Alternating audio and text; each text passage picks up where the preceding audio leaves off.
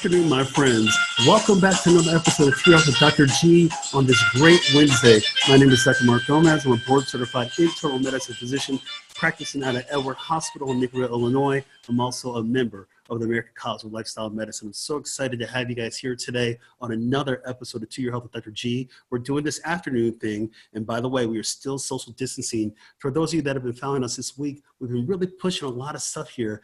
The reality is this: buried in all this COVID-19 pandemic, by the way, hashtag social distancing expert, but buried in all this COVID-19 pandemic, we're forgetting about some of the other pressing health concerns, and today's no different. At the end of the day, I want to make sure that you have everything that you need to be successful with your health, and health still is important. If it affects human lives and it affects our health, then we have to talk about it.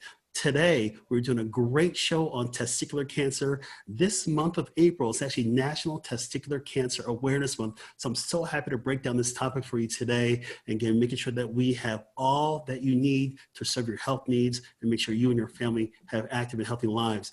And the reality is this: we're going to talk about testicular cancer today, and I'm joined by my great friend and expert colleague, Dr. Kyle Kiriluk. Hopefully we'll have Dr. 𝗧𝗲𝗀𝗃𝗁𝗃𝗁𝗃 join us soon on the Zoom, but I want to really break this down for you.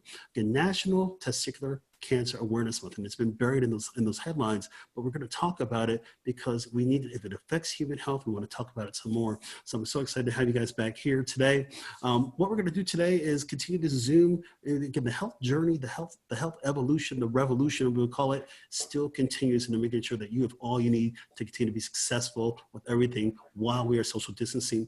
I'll say this: we are all we're all social distancing now, but it's important to continue to keep this conversation going strong. Again, my name is Dr. Mark Gomez. Check me out on my website, www.drmarkgomez.com, and we're going to keep this journey going. I'm going to introduce you to my colleague in just a moment, but I want to hit you with a quick disclaimer. Here we go.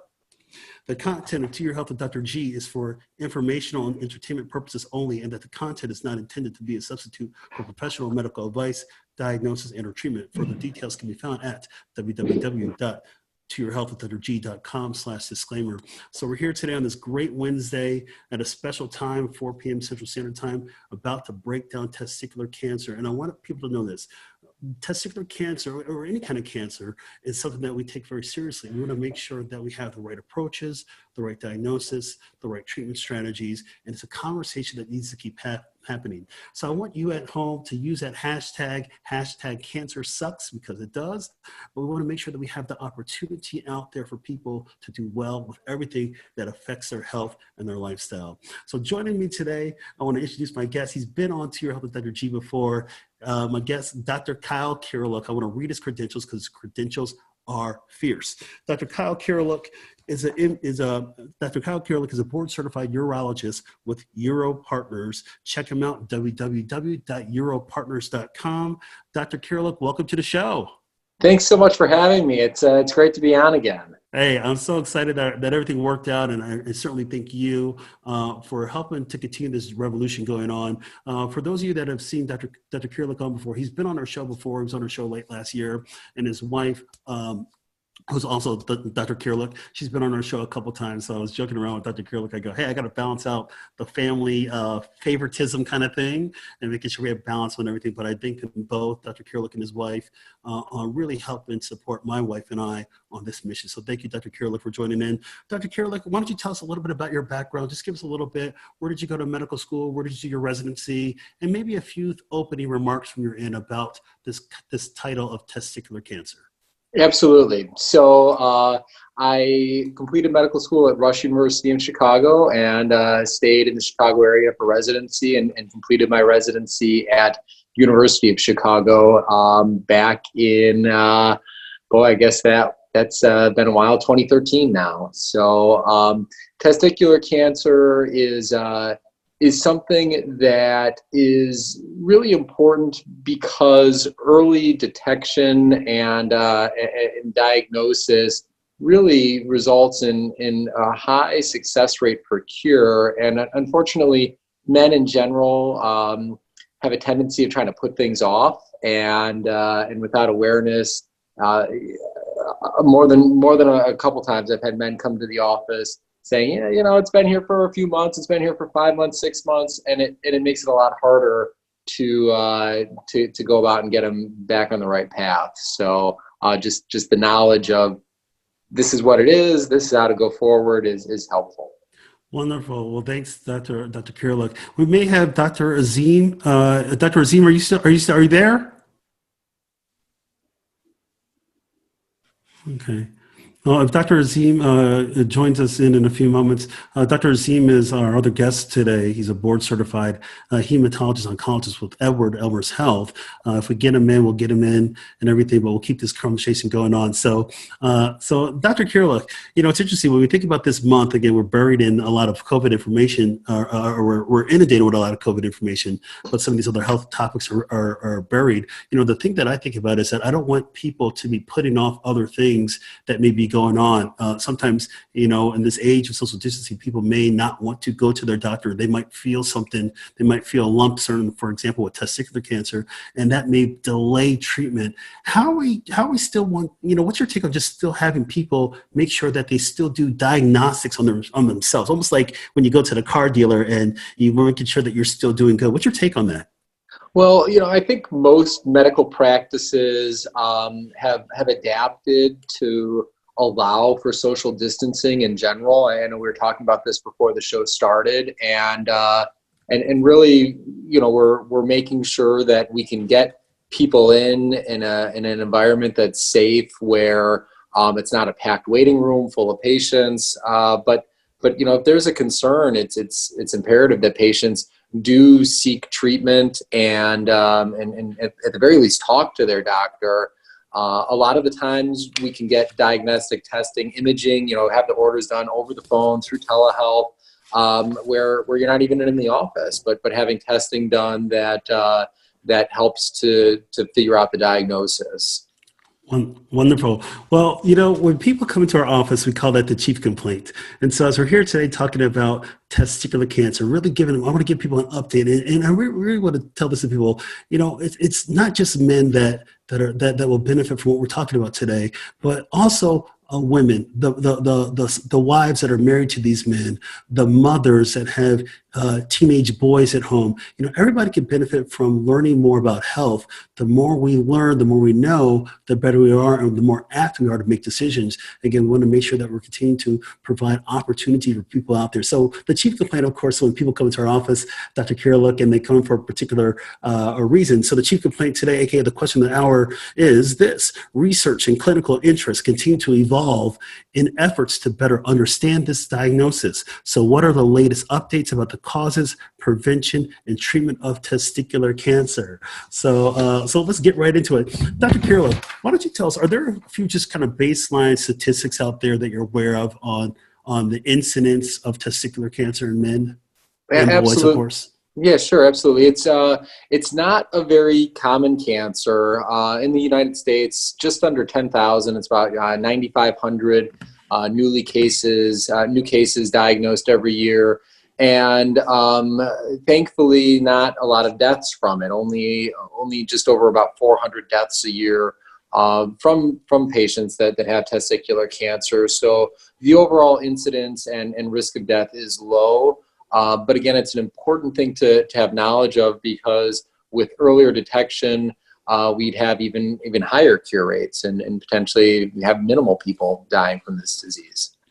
Wonderful. It's interesting. I think about when we think about obviously cancer in men, we think about a lot of traditionally, prostate cancer, or lung cancer, colon cancer. And I feel like this conversation testicular cancer has kind of fallen down because, as you mentioned, it's not as common as certainly other cancers, but it's still a diagnosis that can affect people. And so we always want to talk about, at least me as a primary care doc, I always say, listen, I want to make sure that you're covered head to toe. So I don't know, I can't speak on behalf of all my colleagues, but I actually still perform testicular exams when I see people in my practice for their general physical. So Dr. Kiriluk, let me ask you this.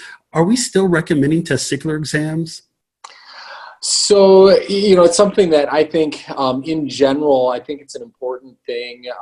And even at home self-examination is something that should be done, and it's easy. And usually I'd say in the shower, once a month, periodically, when you think about it, feel down there. And that's the most common reason that someone comes into my office. It's not not necessarily that another physician has felt something abnormal, but the patient themselves feels a lump, feels something that's concerning, and that's what's bringing them in. And so without patients doing that and being aware of their own bodies, they wouldn't be coming into the office. So I think it's important that in general, patients perform that type of exam. And part of it is when you see a doctor on an annual visit, we may be lucky to pick something up, but testicular cancer can also be a pretty fast growing cancer. And a lot of times patients will notice a difference over a course of, a couple of weeks even in aggressive cases. So it's early detection and coming in is important. So I think when I think about just cancer in general, I always think like going back to our days of just physiology and everything. So for those of you that are out there listening to us, I think of what do the testicles do? Number one, I say testicles have two main functions. Number one, make those hormones. They're called androgens, the male hormone that really defines a lot of what we call secondary sexual characteristics that give us facial hair and our deepening of the voice and things like that. But number two, which is important to know, is that your testicles make sperm, and they're made in these thread-like tubules called seminiferous tubules. They're very thread-like. And so it's always important when you think about cancer, it's always important to think about what's the normal physiology and then what may happen when physiology goes wrong. So when we think about in cancer in general, I always think about two things. I mean, obviously, we're really exploring a lot of genetics. And from what I understand, there is some looking, and we'll get into this a little bit, maybe where this is going to go down the line in the future. But knowing that even though we don't know the exact cause of testicular cancer, there's so much research going into it. And when I think about genetics, I think about your genes and I think about your DNA. And you hear some of these words, chromosomes, going back to your like old school, high school biology and things. But there are some genes that are called oncogenes, and oncogenes, they turn on a cell to divide or multiply or grow in a different way. Then you have what are called tumor suppressor genes that turn off something that may be getting out of control and force it to die. And so when we're looking at some of these, some of the pathophysiology that may be happening, we may be seeing this imbalance where certain genes are turned on, or our genes that normally would suppress something are turned off. And so it's very exciting to see where some of the research is going to really help save lives in anybody with cancer, and specifically testicular cancer. So Dr. Kiriluk, let me ask you this. When we think about just, I think about just people that come into your office with this diagnosis or suspected, can you lead us through the process? Is there a specific a complaint, or is it more found like on accident? Most of the time it's a specific complaint where I'd say the majority of cases are men coming in who physically feel a lump in the scrotum. And, it's within the testicle itself. There are a lot of men that come in and it's something that's not necessarily in the testicle that they're feeling. But when there's a lump in the testicle, it's usually a very hard feeling area, almost like a rock that's present. And so from that point, exam tells us a lot, but we always will get imaging, which is an ultrasound of the scrotum. And an ultrasound is for the testicle, a very high definition test that gives us a lot of information.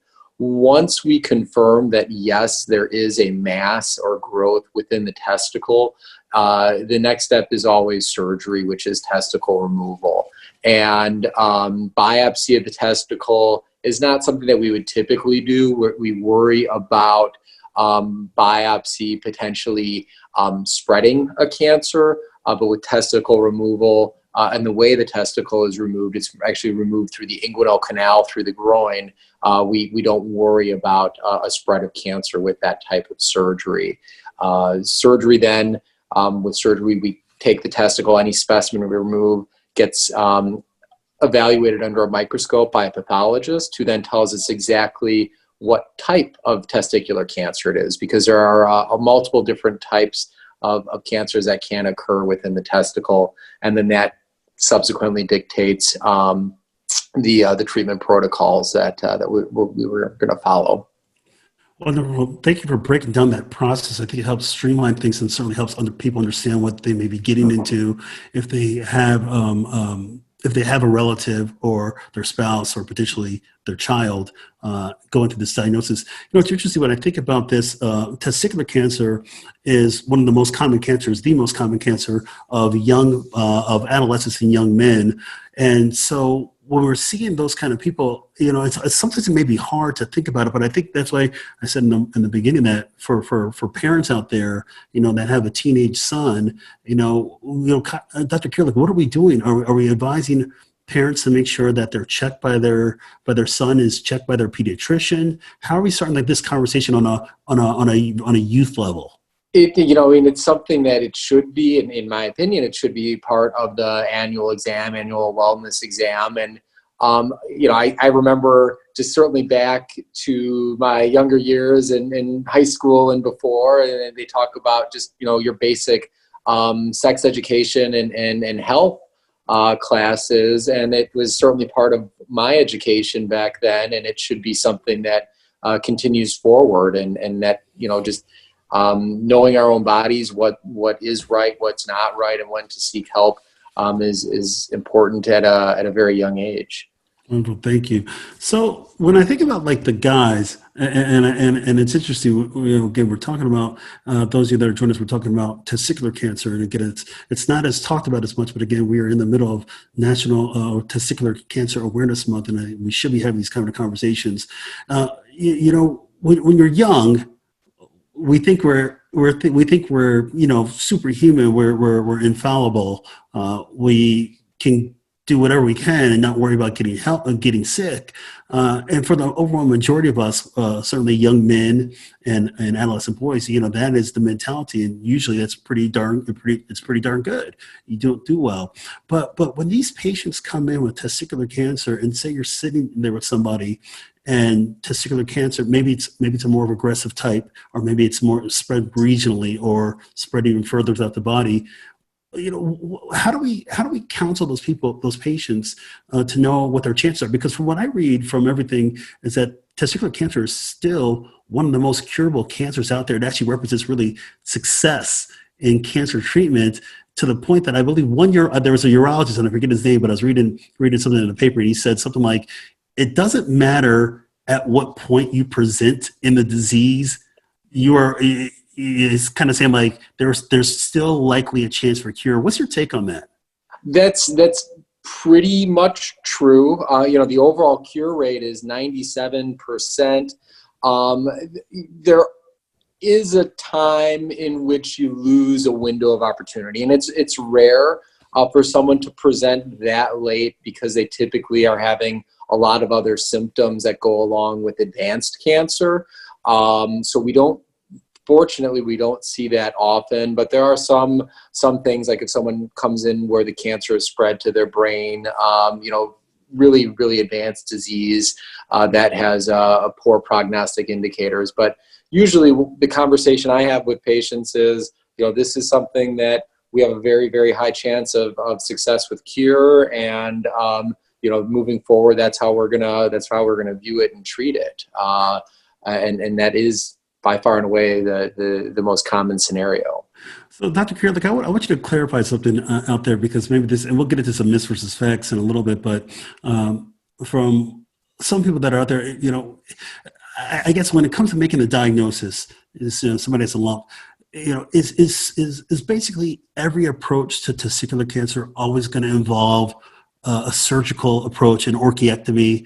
Are there times when you can kind of maybe you identify a mass on the ultrasound or exam and everything, but is pretty much everybody, the writing's written on the wall that you're going to have a testicle removed? Yeah, there would be very unusual circumstances where we would do testicular sparing type surgery, and those would be in cases where someone has lost a testicle already, or has maybe only one truly functioning testicle. And in those situations, a testicular sparing approach is considered. The reality is that having one testicle, if we look in general at fertility and sexual function, one testicle, two testicles, usually we have the same overall results. There's some of the treatments of testicular cancer kind of getting further into today's topic when we talk about chemotherapy that can impede function to some degree, and it's important we take measures before we get into that for sperm banking. But if I look at my practice in general, I actually have more testicles that are removed for something called testicular torsion, where the testicle twists within the scrotum and the blood supply is cut off, and we look at how patients do with losing a testicle in that situation, and they do very well long term, and most of those are in the pubescent stage, and they come to full maturity and they function just fine. So we don't want to risk a surgery where we leave cancer behind within the testicle. That would be the concern. Yeah, that makes perfect sense to me, and I think one of the options that are out there, let's face it. Say somebody's young, and they want to have a testicle removed, and maybe they want to start dating. Maybe they're single, they want to date, or maybe you're playing sports in the locker room with your your teammates. It looks a little different, but interesting thing, and I did not know about this, Dr. Kiriluk, is that there are scrotal prostheses that can be put there to mimic literally having a testicle. Tell us a little bit more about that. So the testicular prostheses are very simple to place. We place them at the time of testicle removal. It's something that patients who are younger, who again are in the middle of adolescence, are more likely to pursue that as an option. Patients who are older, beyond 20, 25 certainly are often not going to pursue that. I think it's a great option to have for self-confidence, but I counsel patients it also has risks associated with it. It's a foreign body, and anytime we put in something artificial into the body, there can be consequences if there's an infection or issue down the road. But it's a very simple device. You think about kind of a water balloon, so to speak, that has a very thick shell to it, and it mimics the consistency and size of a natural testicle. So a good option for those who want to pursue it. Well, thank you for helping break that down. Well, let me go to the issue of fertility, because that's something that's talked about quite a bit. And maybe one of the misconceptions that's out there is that, say a gentleman does have this diagnosis, that gentleman will not be able to, if he wants to father children later on, he may not be able to. Can you just kind of dispel that myth, if you can, about fertility in people that have had one testicle removed? Absolutely. By far and away, individuals that have a testicle removed are going to function absolutely normally. They're going to have normal fertility, normal erections, normal testosterone. It's something that it is actually uncommon for me to see patients with fertility issues because they've had a testicle removed in the past. That being said, for patients that require treatment beyond testicle removal, if they require chemotherapy, we do recommend sperm banking. And that's because sperm are very sensitive. And if someone's receiving chemotherapy, it may kill the sperm cells and make it harder for them to have children in the future. So sperm banking affords that option for men who otherwise are having issues, and that's true with chemotherapy for most causes, I believe.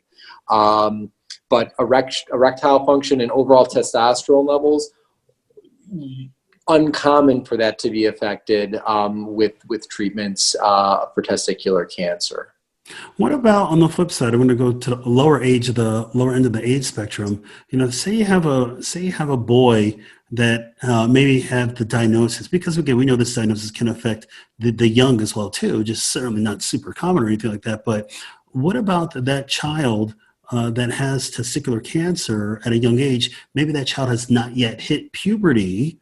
What are we doing for future options? I mean, are there techniques out there to do anything with potentially being fertile? Well, that's an excellent question, and unfortunately one that I have not had to broach personally. You can potentially, harvest immature cells from the testicle and use them if needed, just with normal fertility or normal progression of puberty. There is a chance that in general sperm will be able to be produced, and children will be able to function normally in general. Advanced fertility techniques are pretty amazing in that the remaining testicle, even if it's able to produce one sperm, we can do biopsies of a testicle and harvest one single sperm from a biopsy testicle and use that to fertilize an egg with in vitro fertilization. So any function from that testicle, we can usually figure that out and help with fertility. So it's not something that is a common issue for someone to have long-term fertility problems where we don't have some potential option to move forward. Wonderful. And thanks for clarifying that. And actually, as you mentioned earlier, that the fact that even if that were to happen, as we're saying, maybe one testicle's removed, as you said, fertility, erections, things like that would happen down the line, will still be preserved. So that's great known, but it's great to know that there's other techniques that are out there. Let's talk a little bit about some other techniques that are out there, because when we think about obviously the treatment of testicular cancer, and neither you or I are oncologists, of course, but we do know a lot of different therapies that are out there. So in addition to what you do as a surgeon to remove the testicle, send it off to pathology and do some more staging thereafter in conjunction with a medical oncologist, there are options out there, including radiation therapy, chemotherapy, and even some more advanced stuff where they're actually doing high-dose chemotherapy followed by stem cell transplants. And that latter one, it seems like it's kind of new age, but the idea, of course, is to get, before you go into a high dose chemotherapy situation where it can really tax the body, you draw blood and you separate out the stem cells, and essentially that's done a few weeks prior to that time frame, and then the person will go through their treatment, and then very basically once they're through their particular cycle as outlined by their medical oncologist, they will go through a stem cell transplant, and have those healthy cells that were taken out before you went through all that therapy to be put back in, and now trying to help salvage cells and everything. But I think it's fascinating how some of these techniques have really evolved for this diagnosis. But on the flip side, as we said earlier, a lot of times these conditions don't necessarily progress to that super need to have high dose therapies. What's your take on that? Well, absolutely. And in fact, the majority of people that I see, because of early detection, really don't need additional therapy at all. I have a large percentage of patients who we follow with what's called active surveillance, where they have a low risk for recurrence, and we get imaging tests to evaluate for recurrence, and we do blood tests that are checking special labs that testicular cancer may create chemicals in the blood that we can pick up. And we find that men who are being followed with active surveillance, assuming they're the right candidate for it, if they're on active surveillance, many men will never require any additional therapy. And for the men that do have recurrences in the future, we find that the cure rate, whether they have, treatment right away or treatment with initial recurrence, that the cure rate's going to be the same. And so I do have many patients who prefer to be on an active surveillance and then not risk any of the, potential downsides of having chemotherapy, radiation, depending on the type of cancer they have. Excellent. So let me ask you a question, Dr. Kiriluk. So I got a question that was chimed in from a fan that's joining us today, and I like this question. Are there any known risk factors for testicular cancer, or is it primarily a genetic predisposition? Well, all cancers are a combination of genetics and environment, and the interplay between the two. We certainly know that something called cryptorchidism or undescended testis is a risk factor for development of testicular cancer. And part of a wellness exam for infants is to make sure that the testicles have descended into the scrotum. In utero, in the fetus, the testicles are up higher in the abdomen, and they migrate down through the groin into the scrotum, and sometimes that doesn't happen right away. And if it doesn't happen at all, that testicle will be at a higher risk for cancer development in the future. And it's important that, again, general health, general well-being, that kids are being evaluated by their pediatricians. If a testicle doesn't descend appropriately and we fix it in time, it essentially eliminates the risk of cancer developing in the future. If someone comes in late, if they're, after a couple of years, if they're coming in with a testicle that hasn't descended, we still recommend surgery to fix it. And that's because it'll allow us to detect the cancer should it occur, detect it a lot easier. Wonderful. I also think about, my response to the question, when you think about family history, I would say if you have and hopefully I'm not wrong, but I would say that as a primary care physician, if somebody has like a father or brother, there may be certainly maybe an increase, but I believe the majority of men that present with testicular cancer do not have a family history. Do you know if there's any truth to that? That is true. We say that it's a risk factor, family history of testicular cancer, personal history of testicular cancer, that those are things that we pay attention to. But that being said, I can't think of a patient off the top of my head who said, "Oh yeah, my dad had testicular cancer, my grandpa had testicular cancer, and they have it." It's not like other cancers like prostate cancer, where there are very clear genetic links and very high risks because of a family history. Thank you for the clarification. There's a couple of things that I want to pick your brain as we're going through risk factors briefly, but when you think about some of the general demographics, I haven't seen anything that was related to one of the things that we think about, just generally speaking, modifiable versus non-modifiable risks that are out there. I haven't seen anything as far as your obesity or body size. We know obesity is linked to a lot of different cancers. On the flip side, things that you can't change. So obviously, people that are of European descent certainly have a higher risk than people that are of African or Asian descent. But have you seen anything in links with like obesity or cigarette use or some of those kind of modifiable things? There's nothing that I've come across for that, and I would think that it's probably because it happens at such a young age in general, that the things that we do to damage our bodies, the bad behaviors that we have, haven't had enough time to really create genetic abnormalities when someone's in their 20s. So wonderful. So that totally helps breaking this down. So let me change topics a little bit, because I want to get into a little bit of survivorship, and then a little bit about what we need to do to continue this roll call going on. Let's talk about a little bit of survivorship. One of the best things when somebody beats cancer, and as we know, the testicular cancer, the overwhelming majority, 97% of individuals beat this thing at 5 years, essentially.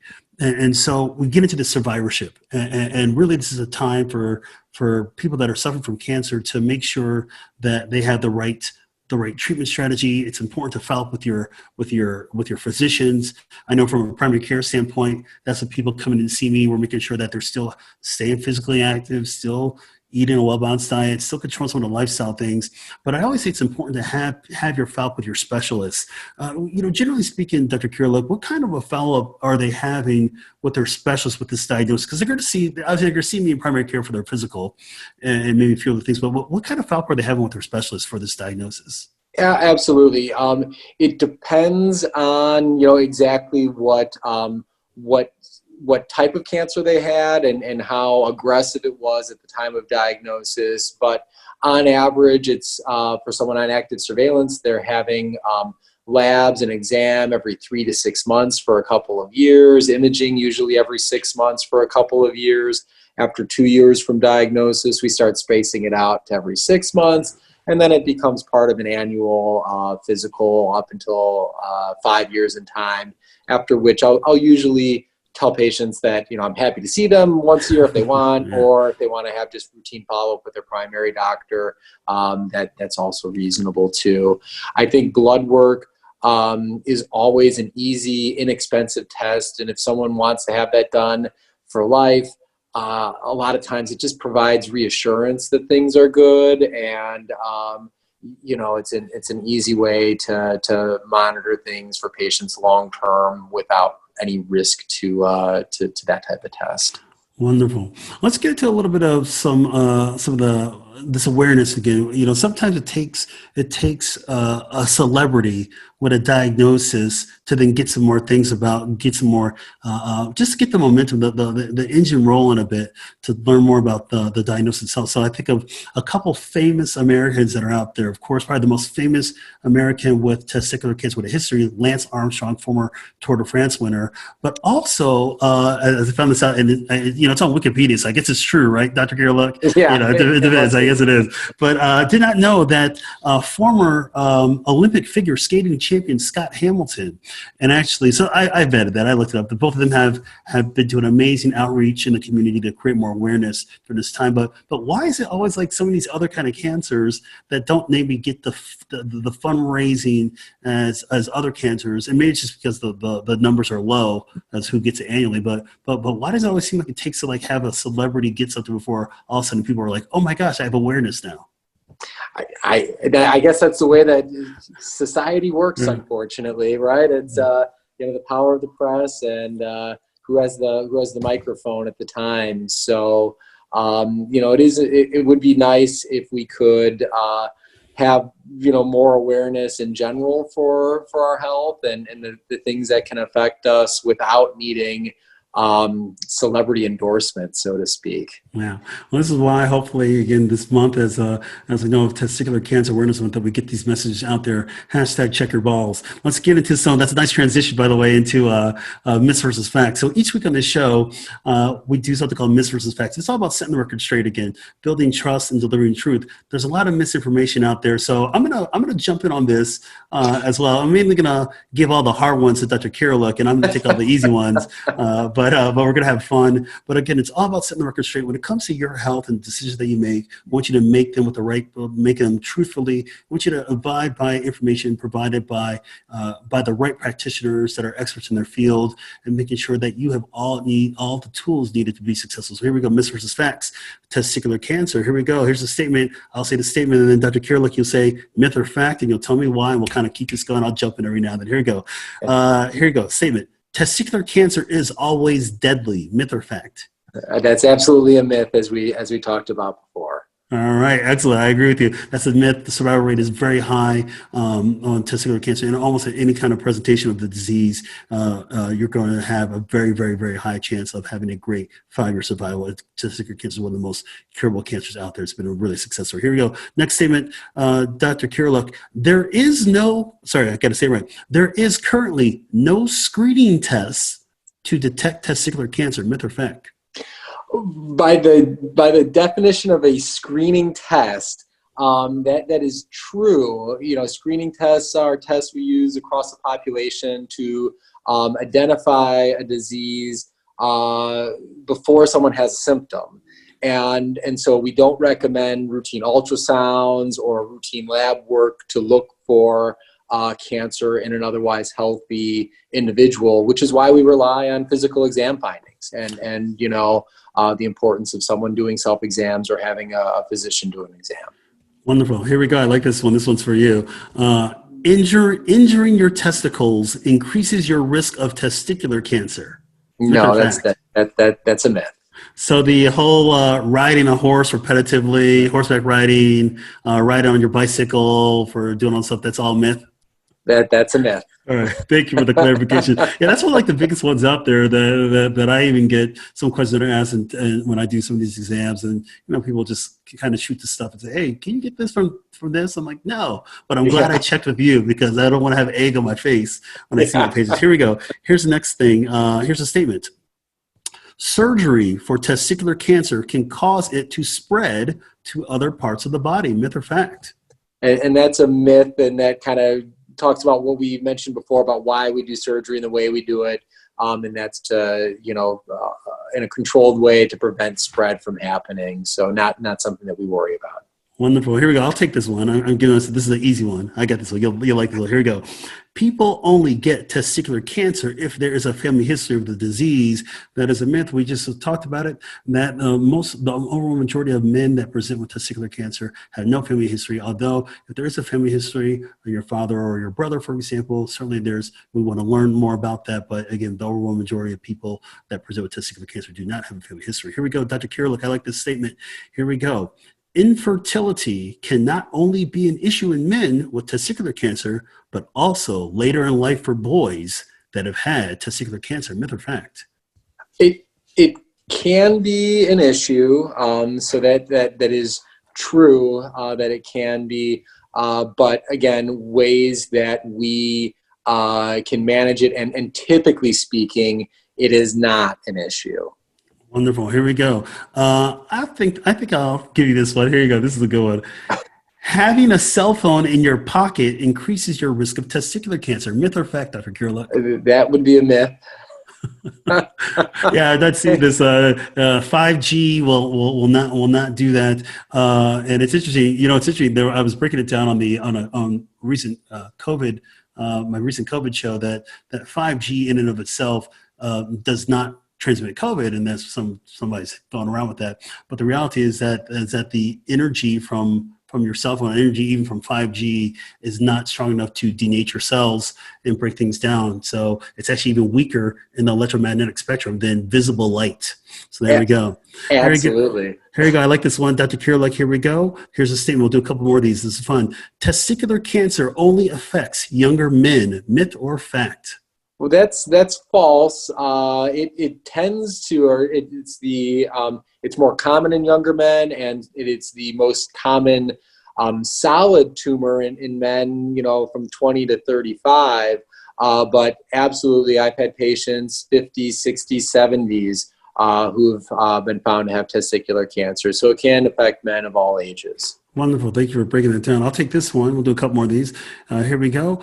This is more of a broad statement, but clinical trials are for patients at any stage in their diagnosis of cancer. And I will say that's a fact. We want people out there, if you're working with your oncologist and you have that diagnosis of cancer, there may be therapies that are out there for you. Of course, only your medical oncologist will know all the studies that are out there, all the therapies, but sometimes that may involve a clinical trial. The great thing is, as Dr. Kiriluk mentioned earlier, with testicular cancer, a lot of times we're not going down those pathways of high-dose chemotherapy and things like that in those patients because they're really addressed much earlier along the process.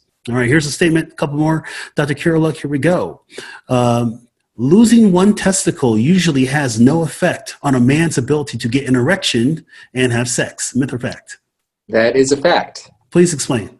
The other testicle has, makes testosterone and makes sperm, and even in someone who has chemotherapy, the cells that make testosterone are very robust and tend not to be impacted by chemotherapy to a great degree. We monitor testosterone in some cases, but not something that is a usual thing to worry about. Wonderful. And I'll take this last one. Here's a statement. Again, I got all the easy ones. Dr. Kiriluk, there you go. No matter how extensive the disease at diagnosis, the possibility of testicular cancer cure exists. That's an absolute fact. We've talked about it, that these individuals, once they get that diagnosis, if they were to get the diagnosis, they have a very, very high cure rate. So that is an absolute fact. So we got about 5 minutes left, and it's like, wow, the time is going by fast. But we got about 5 minutes left here this broadcast of an update on testicular cancer, #CancerSucks. And so I said in the beginning, when somebody comes into your office, we call it the chief complaint, but when somebody leaves your office, we call that the assessment and plan. So I want to ask Dr. Kiriluk to help break it down. And so I'll ask him this. And by the way, the assessment and plan, for those of you who don't know, is when your physician tells you your diagnosis, they give you a treatment plan, and most importantly, schedule a follow-up. There you go. So Dr. Kiriluk, take us on home. Give us a couple take-home points that are out there that you would say, as we're in this middle of this month of April of Testicular Cancer Awareness Month, what should people take away from not only what we're talking about today, but also the opportunity that may be ahead in lowering this risk of testicular cancer?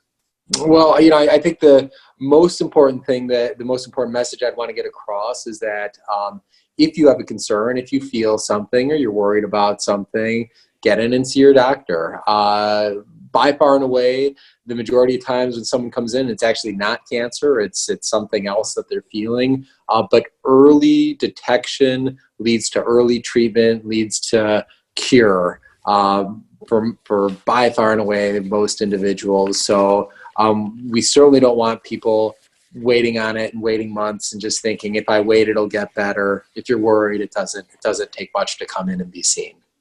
Wonderful. Thank you, Dr. Kiriluk, for that one. My final words are this. We have to think about the opportunity that's in front of us. And cancer is certainly something that affects many of us.